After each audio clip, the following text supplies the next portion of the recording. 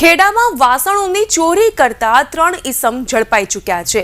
તાંબા પિત્તળ ધાતુના વાસણોની ચોરી કરવામાં આવતી હતી।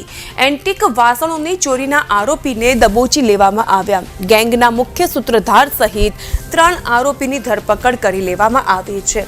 કુલ 1,92,300ની કિંમતના વાસણોની તેઓના દ્વારા ચોરી કરાઈ હતી। આરોપીઓ પાસેથી રિક્ષા સહિત 2,43,000નો મુદ્દામાલ જપ્ત કરવામાં આવ્યો છે। જો કે હજુ પણ ચોર ટોળકીના 2 આરોપી ફરાર હોવાથી તેઓને વોન્ટેડ જાહેર કરાયા।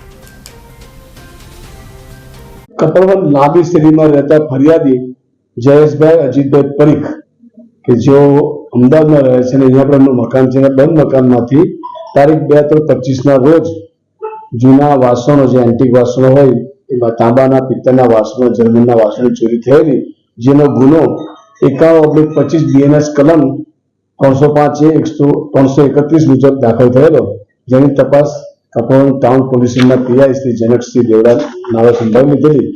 આ કામે police inspector Janaksinh Devda, PSI Shri J S. Champavat, head constable Anandbhai Dashrathbhai Vandasinh, Shankarsinh, Dineshbhai Ukalbhai, Atulbhai Kanubhai, Harshadkumar, Hardikkumar Dhanjibhai, Manojkumar Valjibhai, Viralsinh Ranvirsinh અને પ્રવીણસિંહ રમેશભાઈએ કામગીરી કરી અને પોતાને પોલીસમાં દાખલ કરી ગુનાની અટક કરેલ છે અને આરોપીને અટક કરવામાં આવે છે।